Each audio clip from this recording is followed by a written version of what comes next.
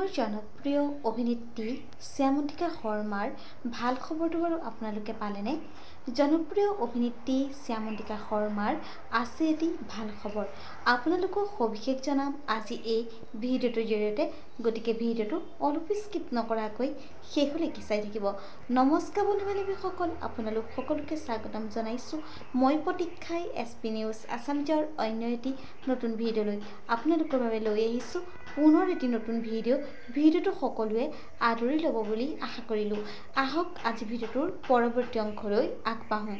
হয়, অসমৰ জনপ্ৰিয় অভিনেত্ৰী শ্যামন্তিকা শৰ্মাৰ আছে এটি ভাল খবৰ।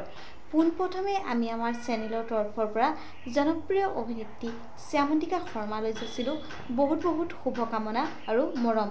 হয়, অসমৰ জনপ্ৰিয় অভিনেত্ৰী শ্যামন্তিকা শৰ্মাৰ ভাল খবৰটো তেখেতে নিজেই সামাজিক মাধ্যম যোগেদি শ্বেয়াৰ কৰিছে।